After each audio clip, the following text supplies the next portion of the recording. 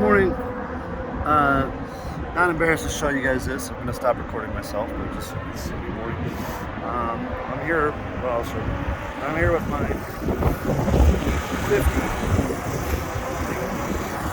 Okay, so the E250 is a quick, kind of crazy thing I gotta show you guys. Here's my RV. I've had it. This is my 7 years having this RV. Love it. It's great. I'll get in that later. Not gonna talk about it. There's the Motovan, which you guys are familiar with, and that's a propane generator that I use to power the RV air conditioner.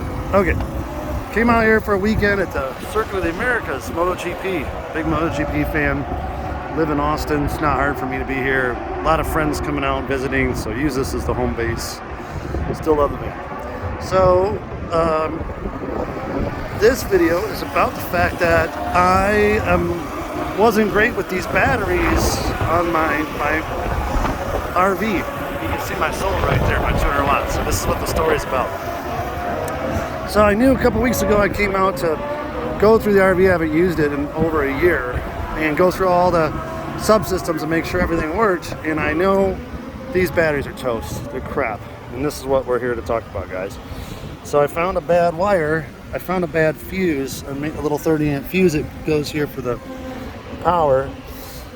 And so I had to splice all this off, and I knew that these batteries were bad, and I was gonna rig a wire to power my RV. I kid you not. Power all the 12-volt systems in my RV off of my Jackery 1000 that I have in the van. So I get out here. I mean, I did a lot of work to make sure everything was good on this. I'm not a total hack. Everything, all the subsystems worked. I'm like, well, I got my generator, and I work like so it's like, I mean, I can run everything off the generator, and I can probably figure out a 12-volt subsystem that I can use off the Jackery. So I'm running a generator, and my wife and her girlfriend are in here all late afternoon, and I'm trying to figure out how to wire this. And this is literally a little one of those little 16 gauge white extension cords that I spliced into the 12-volt subsystem on this RV.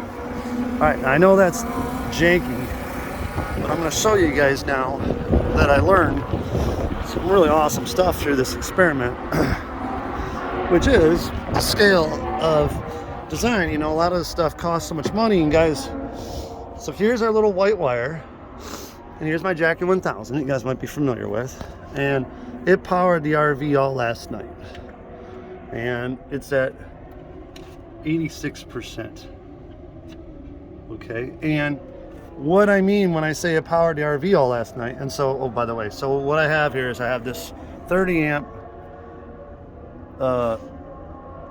cigarette plug that goes to a fuse panel up here, and all these are fused, and this is what I wired in the other night. I cut this wire up, wired it to the fuse panel. This is a 25-amp fuse to power the whole RV. Now, check this out. This is the part that surprised me.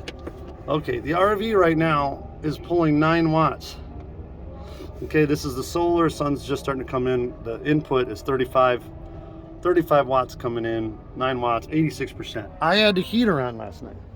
So this stupid cord comes over here. So the 200 watts of solar is made the RV sustainable for a weekend. Now, first night or two, I had my stuff on in here too. I had this fridge on while I was powering the RV too. So, what does this mean? I'm going to show you this right now. Sorry. Let's go inside the RV.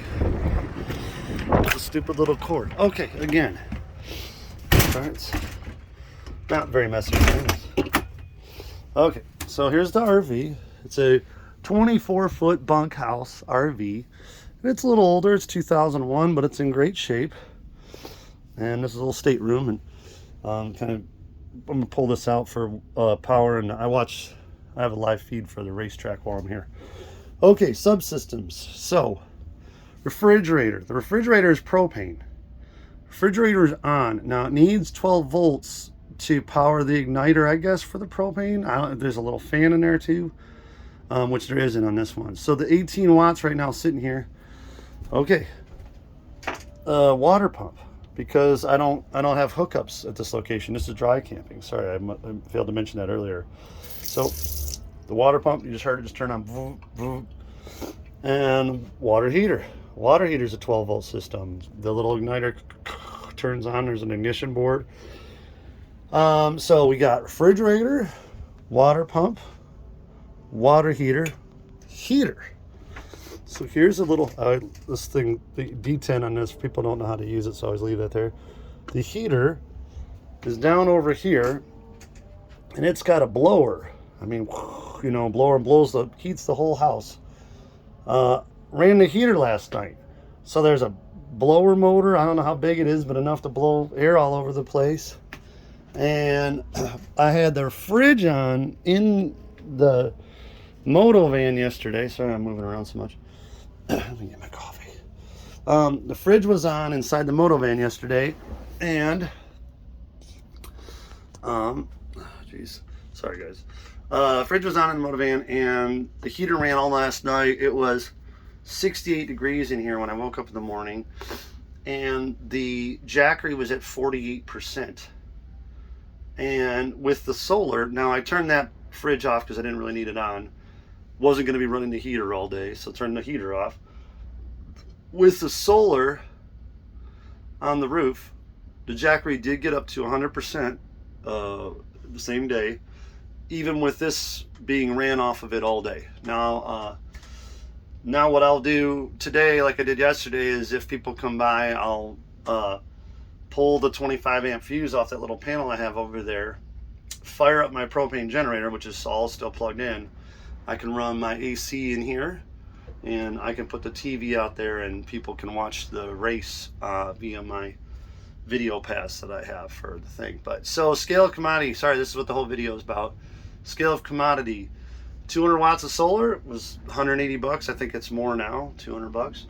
And the Jackery was $1,000, obviously. It still is. That's a 1,000 watt one. And the point is that would be a sustainable application for this size 24-foot RV that you could use. I could probably rig a little spot for the Jackery to live in here, pull the 12 volts into here, put 200 watts of solar on the roof, have a Jackery that lives in here, and not be dealing with house batteries out there that would, you know, the cost is high. This thing sits in storage for months on end. So I would just pull that Jackery out of here, leave everything else the way it is. I'd have another Jackery. I didn't know any of this going in, but that's, oh, by the way, also another thing you get is there's a 12 volt plug in here. So as part of the thing, all my, you know, my wife was in here and her friend, and they had their phones and everything plugged in over here. So anyway, scale design, cost of design, over engineering, overpaying for stuff, but also flexibility. You know, the Jackeries are such a flexible product that, you know, you can take them out, use them for other things. Everything's in one. The solar charger, I don't need to tell you guys all that, but I learned something this weekend and I wanted to share, and I think it's pretty cool. So later, guys.